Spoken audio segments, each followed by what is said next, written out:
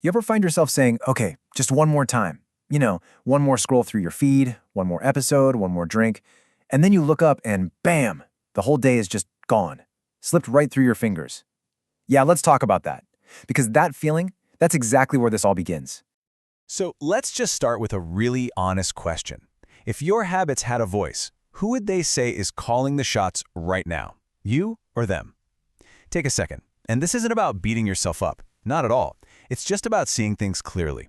Because figuring out who's holding the reins, well, that's the first step to grabbing them back. And in this quote, it just nails it. A destructive habit rarely, if ever, shows up and announces itself. Nope, it's sneaky. It comes in disguise as comfort after a really long day, or maybe relief from all that stress, or even a reward you think you've earned. But slowly, so slowly you barely notice, what felt like a choice starts to feel a whole lot more like a chain. And that's how you get stuck in the cycle, right? You make these promises to yourself. I'll stop tomorrow. Or, okay, starting Monday, for real this time. Or maybe next month, when things finally calm down. But somehow tomorrow just keeps getting pushed further and further away, and the habit, it stays right here. It feels like you're trapped. So why is it so ridiculously hard to just let it go? Well, here's the answer. And this is a game changer. It's the liar in your head. By seeing the problem as a liar, something separate from you, you can finally start to fight it without fighting yourself. You are not the problem. That voice in your head telling you that you need this, that's the problem. So here's how that lie works. The habit whispers, you need me to get through this. But the reality? It's the complete opposite. It's kind of like being desperately thirsty and drinking salt water. It promises to quench your thirst, but every single sip just makes that thirst, that need, 1,000,000 times worse. It's a trap, and it's designed to keep you coming back for the very thing that's hurting you. Okay, I really want you to let this next part sink in. This struggle doesn't mean you're broken. It doesn't mean you're weak. It just means you're human. And the amazing thing about being human is that we are literally wired for change. We can learn, we can adapt, and we can absolutely rewrite our own stories. So, how do we actually do it? How does real change happen? I want you to think of a habit like a path through a dense forest. The very first time you walked it, it was probably tough going, right? But every single time you chose that path again, you tramped down the grass, you cleared the branches, making it clearer, easier, more automatic, until eventually you're walking it without even thinking. So breaking free isn't about blowing up that old path overnight. It's about choosing, with intention, to start cutting a new one. And look, let's be honest, at first this new path, it's going to be uncomfortable. The weeds are thick, you might get a few scratches, but every time you walk it, it gets a little bit easier. And as it gets clearer, that old path, it starts to get overgrown and fade away. Okay, so we get the problem, we get the process. Now let's get practical. This is not about some fuzzy goal for someday. This is a real, concrete plan you can start using the second this is over, today. And here it is, 3 simple but really powerful steps. First, we're going to name the real enemy.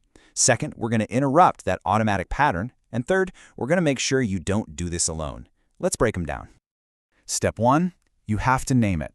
Your habit is almost never the real problem. It's a solution, a coping strategy for something deeper. So what are you actually running from? Is it stress? Loneliness? Just plain boredom? Pain? Once you can name the real struggle, you stop fighting shadows, and you can finally turn and face the real thing. All right, step 2 is all about interrupting that well-worn path. And here's the secret. You don't need perfect willpower. You just need to create a little friction. Change your environment. Get the triggers out of sight.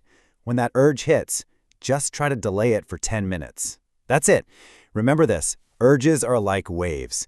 They feel huge and powerful, but they are temporary. They rise, they crest, and then they fall.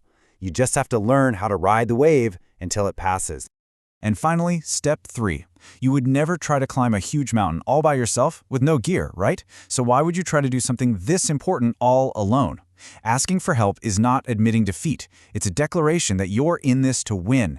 It is proof to yourself and to everyone else that you are dead serious about making a change. So, we have our plan. But now let's talk about the why, the big why. This isn't about feeling guilty or ashamed. The urgency here comes from something way more powerful, the incredible life that is just waiting for you on the other side of this. So let's just visualize that for a second. Seriously, what would your life actually look like, day to day, if this habit wasn't calling the shots anymore? I mean, think about all the energy, all the time, all the self-respect you would get back. Think of them like cash in your pocket. Real currency you could spend on building the life you actually want. And with all of that freedom, with all those resources back in your hands, what could you finally build? Because this isn't just about stopping something destructive. It's about starting something amazing. What version of yourself is waiting to be built? And this is what you're fighting for. We're not talking about abstract ideas here. We're talking about actually sleeping better, thinking more clearly, having deeper, more meaningful relationships, and maybe most important of all, that lasting, unshakable confidence that only comes from one thing: keeping the promises you make to yourself. So here we are, the most important part. We always think we need to wait until we feel motivated to make a change, but that is completely backward. Action creates motivation, not the other way around. You have to take the first step, even a tiny one, to get the fire started. So maybe for you, it's this. Simple. A clear action you can take right now. Delete the app. Or maybe it needs to be a physical act, a real statement to yourself and the universe that you're choosing something different. Pour it out. Or maybe it's about that connection we talked about. Reaching out, asking for help. Make the call. The first step doesn't have to be massive. It just has to be real. Let's be really clear. The goal is not to fix your entire life by tomorrow morning. That's impossible. The goal is just to make one single brave decision today. One choice that proves to yourself that you are still the one in charge. That's it. Just one. And really, that's what this all boils down to. The person you know you can be, the one with more energy, more clarity, more freedom, they're waiting for you. They're hoping you make that one brave decision today. So the only question left is, why keep them waiting?